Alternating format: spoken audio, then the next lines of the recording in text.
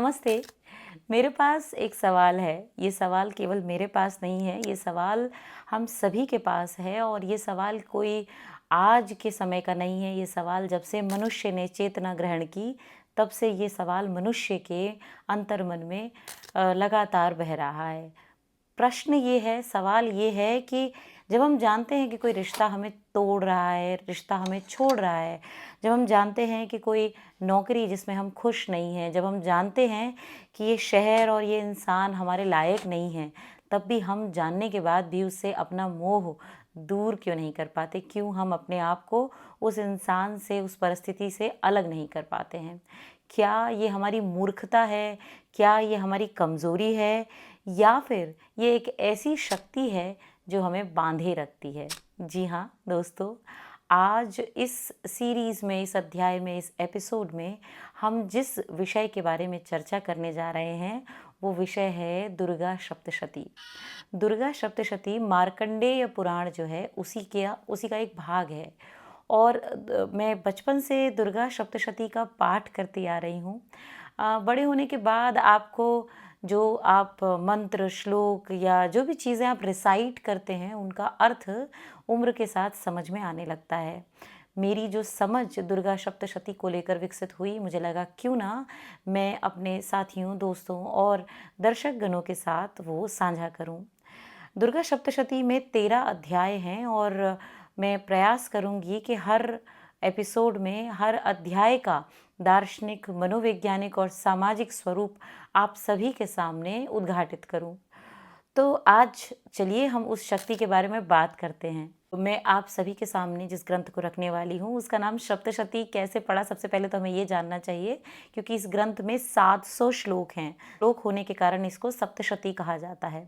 साथ ही साथ अगर आप सोच रहे हैं कि दुर्गा सप्तशती ये केवल और केवल धार्मिक ग्रंथ है, जी हाँ, ये धार्मिक ग्रंथ है, हिंदू धर्म से संबंधित ये ग्रंथ है।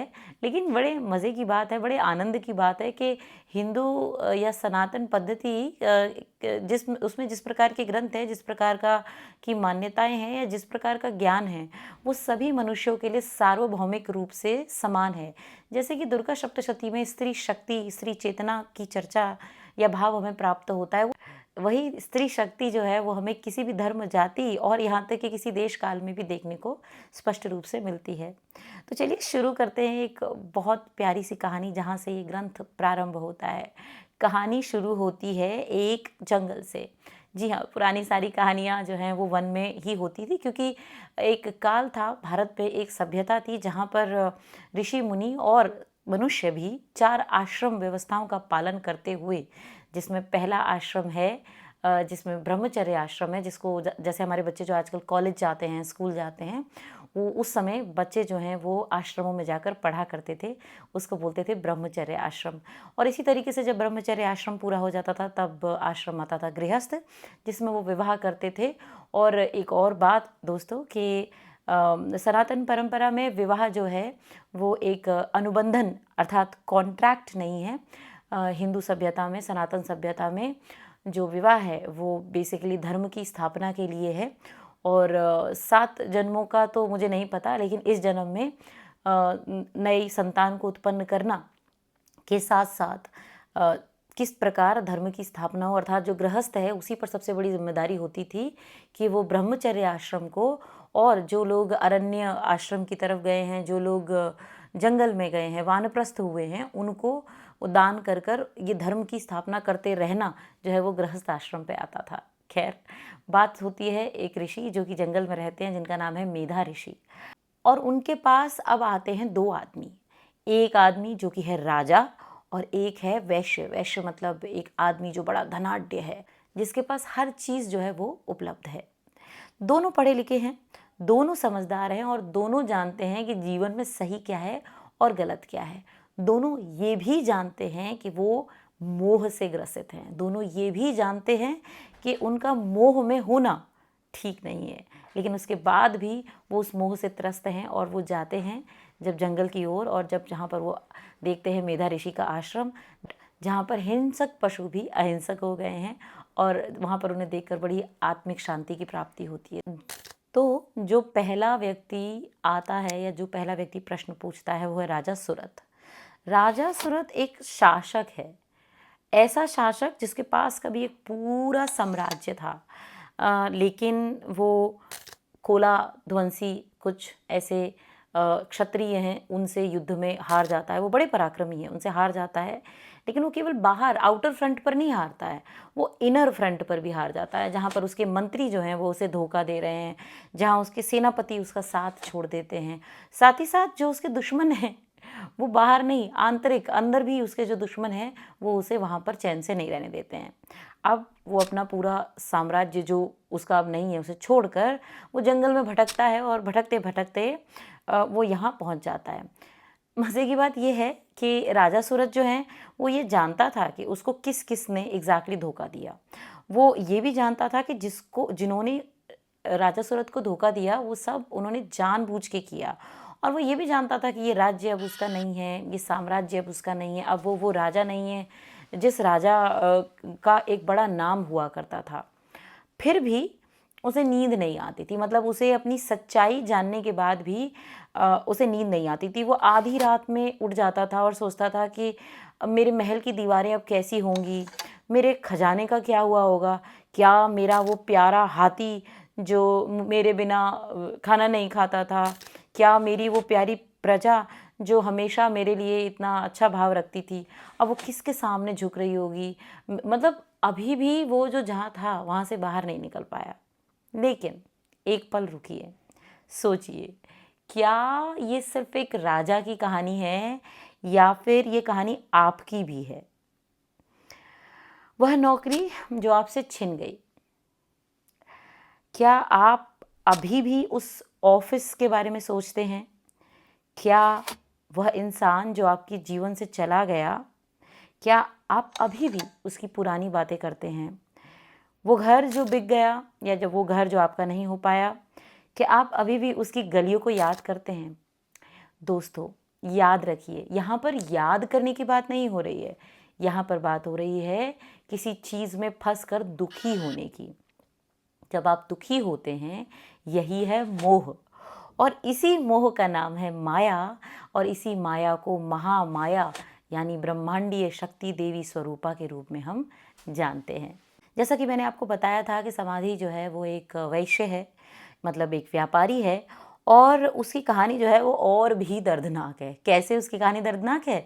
उसे अपने जो उसके बेटे हैं वो उसे घर से बाहर निकाल देते हैं। उसकी जो पत्नी है वो उसे प्रेम अब नहीं करती है, पत्नी ने उसको छोड़ दिया है, और जहाँ तक कि जो उसके नौकर, उसके जो सेवक हैं, वो भी उसको अपमानित कर, एक तरीके से उसको डिसरिस्पेक्ट कर घर से बाहर कर देते हैं। जो भी उसके अपने थे उन्होंने उसके साथ विश्वासघात किया, और समाधि ये जान रहा है, समाधि को ये समझ में आ रहा है कि उसके बेटों ने, उसकी पत्नी ने धन के वश में आकर उसको धोखा दिया है। वो जान रहा है कि जिन लोगों के लिए उसने इस धन को एकत्रित किया, इकट्ठा किया, संग्रहित किया, उन सभी ने उसकी वैल्यू नहीं की, और उस धन की, उस जो लालच जो है, वो लालच उनके लिए प्रोमिनेंट, शक्तिशाली, महत्वपूर्ण हो गया।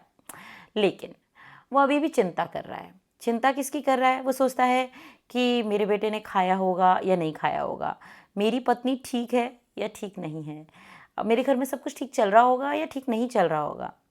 देखिए, ये कोई कमज़ोरी नहीं है, ये प्रेम है, ये एक अच्छा इंसान, सच्चे इंसान की मन का भाव है। तो मैं यहाँ पर ये बात नहीं रख रही हूँ कि राजा सूरत और वैश्य समाधि, ये जो दोनों हैं, वो अगर इस तरीके से सॉफ्ट हार्टेड और इमोशनल इंसान हैं, जो सेंसिटिव हैं, इंटेलिजेंट हैं, और जो समझ भी रहे हैं कि वो मोह में, तो वो कोई मूर्ख हैं या उनमें कोई कमज़ोरी है। सप्तशती में यही बात आपको समझनी है, उस वही समझने के लिए ये हमारा साधन बनती है कि संवेदनशील होना, भावुक होना और अपनी रियलिटी को समझना कोई कमज़ोरी नहीं होती है। प्रेम में होना और प्रेम में दुखी होना या प्रेम में जलना, ये कोई कमज़ोरी नहीं है। लेकिन ऐसा प्रेम, ऐसा मोह, ऐसा स्नेह जिसका कोई भविष्य ना हो, ऐसे प्रेम से मुक्त होना ही मनुष्य की उन्नति का साधन होता है। देखिए कैसी भाषा है, कहते भगवन, हम दोनों समझदार हैं, हम दोनों जानते हैं कि हमारा जो मोह है वो व्यर्थ है, लेकिन ये मोह हमें छोड़ता क्यों नहीं है? ये क्या है?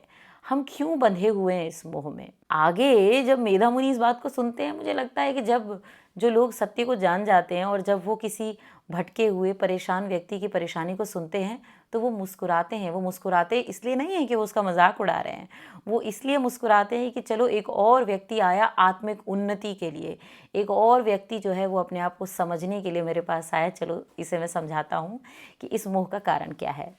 तो मेधा ऋषि कहते हैं कि राजन, तुम ना मूर्ख नहीं हो, तुम कमज़ोर भी नहीं हो। ये जो तुम्हें हो रहा है, ये तो पूरे ब्रह्मांड को हो रहा है। तुमको अगर ऐसा लग रहा है कि तुम्हारे साथ ही ऐसा हो रहा है, ऐसा नहीं है। पूरे ब्रह्मांड जो है वो इस मोह में पड़ा हुआ है और इसी शक्ति का नाम जो है वो है माया, या इसी शक्ति से सारा जगत चल रहा है। अब देखिए, ऋषि कहते हैं, और अब यहाँ पर दुर्गा सप्तशती का जो दार्शनिक स्वरूप है वो आप सभी के सामने आता है। दार्शनिक स्वरूप जिसमें आप ये समझें कि ये जो दुख है वो केवल आपका है, तो ऐसा नहीं है। ऋषि कहते हैं कि ये संसार जो है ना, एक स्तर पर तो बहुत ही स्पष्ट दिखाई देता है। ऐसा लगता है कि सब कुछ हमें समझ में आ रहा है, जैसे कि ये नौकरी जो है वो मुझे समझ में आ रही है, ये रिश्ता मुझे समझ में आ रहा है, और ये जहाँ मैं रह रहा हूँ वो जगह मुझे समझ में आ रही है, मैंने सब कुछ समझ लिया है।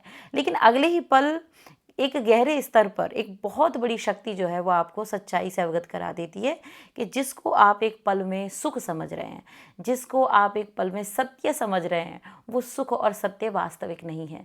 वो सुख और सत्य जैसे ही आपके मन के विपरीत कोई भी चीज़ होती है तो वो सुख और सत्य जो है वो दुख में परिवर्तित हो जाता है। दोस्तों, योग सूत्र के अंतर्गत भी इसी प्रकार का भाव मिलता है, और इस भाव के लिए योग सूत्र में अज्ञान अर्थात अविद्या रूपी एक शब्द का जो टेक्निकल टर्म दिया गया है। अविद्या वो है जो कि दुख को सुख के रूप में हम समझते हैं। अविद्या वो है कि जो आत्मिक रूप नहीं है, जैसे ये हाथ पैर, ये सौंदर्य, ये संसार, उसको हम आत्मिक रूप में समझते हैं। वह नाश को प्राप्त होगी ही ना, तो वो उसको जब हम सत्य समझते हैं, इसी को बोलते हैं अविद्या। और ये जो अविद्या है जो कि पतंजलि योग सूत्र में भी हमको पढ़ने को मिलती है, कहीं ना कहीं हम देख पाते हैं कि मेधा मुनि भी इसी अविद्या रूपी महाशक्ति की बात करते हैं। यहाँ पर ध्यान देने की ज़रूरत ये है कि ये शक्ति ही अविद्या है, और ये शक्ति ही अगर कृपा करे तो विद्या है। खैर, यह शक्ति ही हर प्राणी को, हर देवता को, हर इंसान को बांध कर रखती है। ये शक्ति राजा को उसके खोए हुए राज्य से बांध कर रखती है, और समाधि को उसके छूटे हुए परिवार से बांध कर रखती है। यह शक्ति ही हमें जो नहीं मिला उसमें हमें अटका कर रखती है, और यही शक्ति हमें रोक कर रखती है जो हमें प्राप्त हो सकता है। यही शक्ति आपको और मुझे उन लोगों और चीज़ों से बांध कर रखती है जो शायद हमारे लिए नहीं है। ऋषि मेधा इसके बाद एक और कथा सुनाते हैं इसी बात को समझाने के लिए। अब यहाँ पर मैं आपके सामने एक बड़ी ही दिलचस्प बात बताती हूँ। पौराणिक परंपरा में या भारतीय जो संस्कृत साहित्य परंपरा है, इसमें कथा में कथा होती है, एक मुख्य कथा होती है, और उस मुख्य कथा के अंतर्गत छोटी छोटी आख्यान या कथाएं होती हैं जो मुख्य कथा को जोड़े रहती है। इसे पढ़ने वाला जो है वो डिसइंटरेस्टेड नहीं होता है, उसको बड़ा मज़ा आता है कि जब वो एक चीज़ जान रहा है, एक चीज़ से दूसरी चीज़ जान रहा है। और ये जानने की जो भारतीय परंपरा है, ये भारतीय परंपरा केवल कथाओं में नहीं, भारतीय ज्ञान परंपरा में भी यही बात हमको देखने को मिलती है। मतलब एक नॉलेज में, जैसे मैथ्स की नॉलेज है तो मैथ्स की नॉलेज में एस्ट्रोनॉमी जो है वो भी, खगोल विद्या जो है वो भी अंतर्निहित कर देंगे। उसी मैथ्स में जो है वो ज्योतिष विद्या भी अंतर्निहित कर देंगे। उसी तरीके से ये भारतीय परंपरा जो है वो आपस में एक चीज़ को गूंथ के रखती है। एक और इंटरेस्टिंग बात, जब हम पौराणिक ग्रंथों को पढ़ते हैं, जैसे रामायण के बारे में लगभग सभी लोग जानते होंगे, और ये बात मैं हमारे नए दर्शकों के लिए कह रही हूँ, जो कम उम्र के लोग हैं, जो बच्चे हैं, जो जानना चाहते हैं कि इतना ज़्यादा वीएफएक्स किस्म की बातें जो हैं वो साहित्य में, भारतीय साहित्य में क्यों की जाती है। जैसे हनुमान जी उड़ गए, उन्होंने पर्वत उठा लिया, या ऐसी चीज़ें जो आपको लगता है कि अरे that is not possible by human. Because of साहित्य का काम होता है चित्त को बांधना। ऐसे बड़े बड़े जो ज्ञान विषयक जो ग्रंथ हैं, अगर वो सीधे सीधे लिख दिए जाएं कि इस प्रकार से आत्मा को प्राप्त करें, इस प्रकार से स्वयं को समझें, तो सामान्य मनुष्य के लिए आत्मा समझना तो दूर की बात है, वो उस ग्रंथ को भी नहीं पढ़ेंगे। अगर मैं भी यहाँ पर सिर्फ और सिर्फ कोरी दार्शनिक बातें करूँ तो आपको मुझे सुनना बहुत मुश्किल हो जाएगा, और मुझे भी लंबी देरी तक केवल और केवल दर्शन पर बात करना और बिना उदाहरणों के समझाना बहुत ही कठिन लगेगा। तो वापस आते हैं ऋषि मेधा जो नई कथा सुना रहे हैं उसके बारे में। तो ये जो कथा है वो शुरुआत हो रही है वहाँ से जहाँ से ब्रह्मांड जो है वो शुरू हो रहा है। मतलब मेधा मुनि लेकर जा रहे हैं राजा सूरत समाधि और आपको और मुझको वहाँ पर जहाँ पर ये ब्रह्मांड जो है वो प्रारंभ हो रहा है। सृष्टि की शुरुआत हो रही है। भगवान विष्णु जो हैं वो योग निद्रा में सो रहे हैं। योग निद्रा मतलब एक ऐसी निद्रा जब संसार, इस प्रकार की मान्यता है, जब संसार प्रलय में चला जाता है, जब कॉस्मिक क्रिएशन होने से पहले जो सिचुएशन होती है उसमें जो कॉस्मिक पावर है वो जब क्रिएशन नहीं कर रही होती है, तब की स्थिति में भगवान विष्णु के बारे में बताया जाता है कि वो योग निद्रा में सो रहे हैं। और ये कोई साधारण नींद नहीं होती है, ये वो नींद नहीं है जो आप और मैं लेते हैं। ये वो नींद होती है जिसमें ये कॉस्मिक क्रिएशन रेस्ट करती है, जिसमें ये कॉन्शियस चेतन रहती है, लेकिन इसका जो जुड़ाव है वो संसार और संसार की चीज़ों से या बिल्डअप से नहीं होता है। इसका जो कनेक्शन है वो सेल्फ अवेयरनेस से, मतलब कि चेतनता से तो होता है, लेकिन किसी प्रकार की चीज़ बने और उसका नाश हो, इस प्रकार की अवस्था से ये जो स्थिति है वो मुक्त रहती है। खैर, इसी विश्राम की अवस्था में भगवान जो विष्णु हैं उनके कानों से दो असुर पैदा होते हैं जिनका नाम होता है मधु और कैटभ। जी हाँ दोस्तों, ये पूरा ग्रंथ 3 भागों में बटा हुआ है, जिसमें पहला जो ग्रंथ है उसमें महाकाली की वंदना की जाती है, जिसमें मधु कैटभ वध की बात की गई है, मधु कैटभ का कैसे संहार होता है। तो जो अभी हम चर्चा कर रहे हैं वो मधु कैटभ की बात कर रहे हैं, जो भगवान विष्णु के कानों से उत्पन्न हुआ है, कानों के मैल से उत्पन्न हुआ है। बेसिकली आई थिंक, मुझे लगता है कान साफ करना बहुत ज़रूरी है।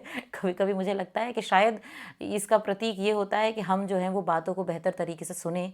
जब हम कॉन्शियस नहीं हैं और जब हम जागरूक नहीं हैं सत्यता की तरफ, अगर हम ऐसी स्थिति में हैं, तो जो असत्य चीज़ें हैं, जो ऐसी चीज़ें हैं जो अधार्मिक चीज़ें हैं, उनकी उत्पत्ति हो सकती है। खैर, कानों से असुर कैसे हुए, ये क्या है, इस पर अगर हम और सोचना चाहें तो ये एक प्रतीक है। प्रतीक कैसा?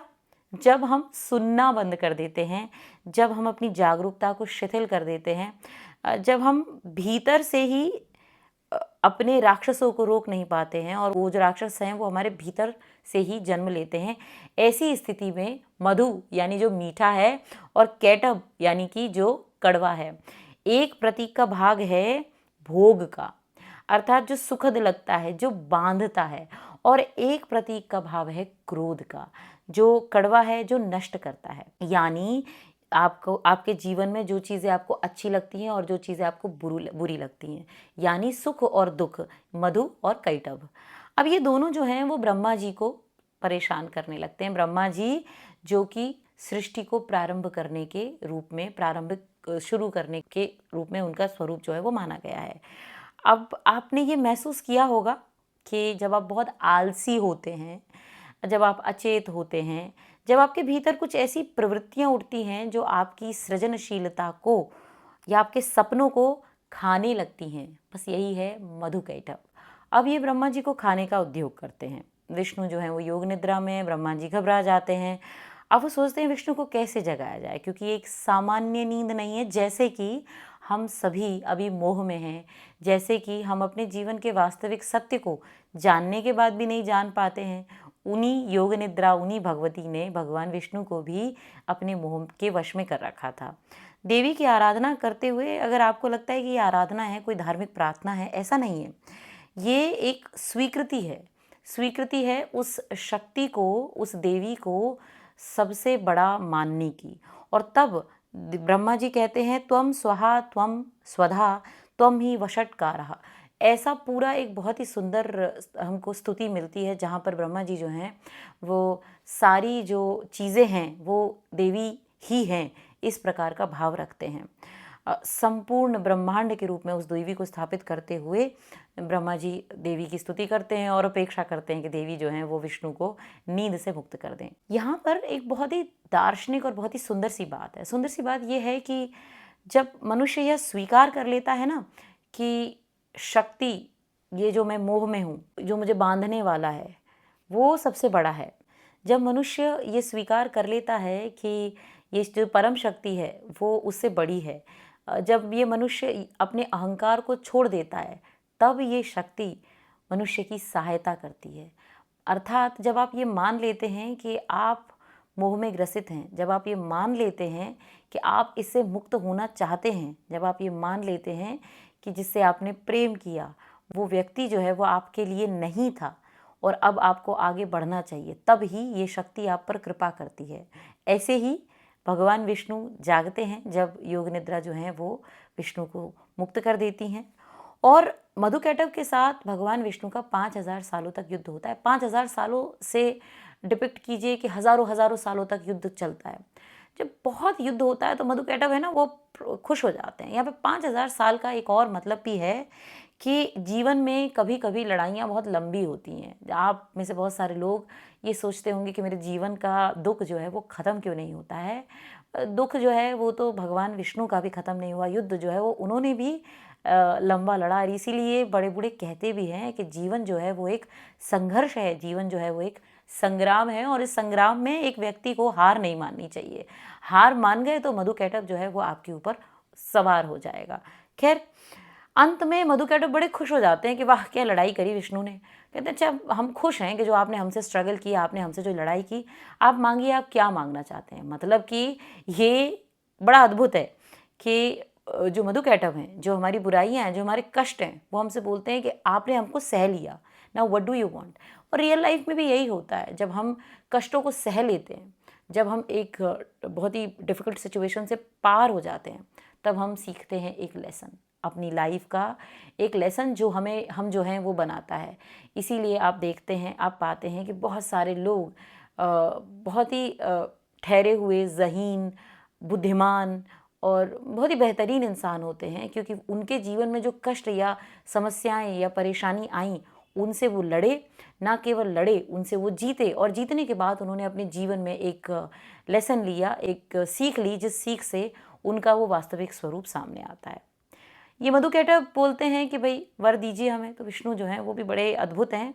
वो कहते हैं अगर तुम सच में मेरे से प्रसन्न हो, अगर खुश हो मेरी लड़ाई से, तो मुझे एक काम करो, मेरे हाथों से तुम मर जाओ, तुम मेरे हाथों के द्वारा मारे जाओ, मैं तुमसे बस यही वर मांगता हूँ। ये भी अद्भुत है कि भगवान जो हैं वो कोई सांसारिक वर नहीं मांग रहे, मतलब तुम चले जाओ, तुम हट जाओ, तुम दूर हो जाओ, कहीं और राज्य बना लो। भगवान या ये जो भगवत शक्ति है या जो सुप्रीम जो पावर है, वो भी बहुत ही फिक्स्ड है कि अगर कोई चीज़ बुरी है तो उसका अंत करना, आपके जीवन के जो कष्ट हैं, आपके जो मोह है, जो आपका संघर्ष है, उसका समाप्त हो जाना ही आपके कल्याण के लिए है। तो उसी प्रकार का वर जो है वो विष्णु मांगते हैं। क्योंकि जब आप अपने भीतर के राक्षसों को पहचान लेते हैं, तो यही आपका सबसे बड़ा वर हो जाता है जब आप उनको समाप्त करते हैं। अब एक पल के लिए आप इस कथा को अपने ऊपर रखिए। आप राजा सूरत भी हो सकते हैं, जिसकी कोई चीज़ खो गई है, छिन गई है, उसके पास नहीं है, और उसके लिए वो हमेशा दुखी रहता है।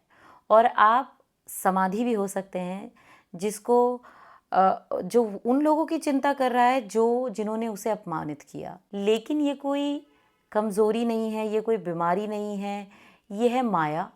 माया जो कि संसार का स्वभाव है। और आनंद की बात यह है कि इस माया से मुक्ति भी है। इस माया, ये जो माया हमें जकड़ती है, जो साधन है इसको जकड़ने वाला, वही शक्ति जो है वो हमें इस परिस्थिति से मुक्त भी कराती है। लेकिन सबसे पहले आती है स्वीकृति। स्वीकृति ये मानने से कि हम सब इस संसार में जो भी कुछ हो रहा है उस खेल के पात्र हैं। ये जो संसार में, जीवन में जो भी आपको चीज़ें देखने को मिल रही हैं, वो वास्तव में सत्य नहीं है, ये केवल मात्र परिस्थिति हैं। हर व्यक्ति जो है वो इसी प्रकार के मोह माया से बंधा हुआ है। और जब हम स्वीकार कर लेते हैं ना कि ये जो शक्ति है वो हमें बांध रही है, तब यही शक्ति हमारा सहायक बन जाती है, यही शक्ति हमारी सहायता करने लगती है। यही है दुर्गा सप्तशती का पहला सबक। सबक ये कि ग्रंथ कहता है कि देवी पराविद्या भी है, और जो ये देवी है वो संसार को बांधती भी है और मुक्त भी करती है। एक ही शक्ति, बांधने वाली और मुक्त करने वाली। क्या ये विरोधाभास नहीं है? नहीं, यह जीवन की सबसे बड़ी सच्चाई है कि जो चीज़ आपको सबसे ज़्यादा जकड़े हुए है, जो चीज़ आपको सबसे ज़्यादा परेशान करती है, जैसे ही आप स्वीकार करते हैं कि ये मुझे परेशान कर रही है, जकड़े हुए है, तत्क्षण, उसी क्षण आप उससे मुक्त हो जाते हैं। जी हाँ, बशर्ते आप अपनी जकड़न को, आप अपनी समस्या को ठीक से पहचानें। तो अगली बार जब आप अपने आप को किसी सिचुएशन में बंधा हुआ पाएँ या जब आप अपने आप को बहुत परेशान महसूस करें, तो याद कीजिए राजा सूरत को, याद कीजिए समाधि को और याद कीजिए मधु और कैटभ को। अगले और खुद से पूछिए कि मेरे भीतर कौन है? मुझे किसे जगाना है? यही है दुर्गा सप्तशती के प्रथम अध्याय का सार। और अगले अंक में बात करेंगे महिषासुर मर्दिनी की कथा की, जहाँ पर हम इस महिषासुर जो कि हम सभी के अंदर बैठा हुआ है अहंकार बनकर, उसकी कथा को सुनेंगे और समझने का प्रयास करेंगे कि कैसे हम अपने अंदर के अहंकार को समाप्त कर सकते हैं। अगर ये वीडियो आपको पसंद आई और आपको लगता है कि ये किसी के जीवन में उसको सहायता प्रदान कर सकती है, ये जो बात हमने आज कही वो किसी के जीवन को बेहतर बना सकती है, तो उसके पास इस वीडियो को ज़रूर पहुंचाएं। तब तक जुड़े रहिए द टाइमलेस टीचिंग से, फॉलो कीजिए और आपके मन में कोई भी प्रश्न आता है, कोई भी भाव आता है, कृपया कमेंट बॉक्स में ज़रूर डालिए। नमस्ते।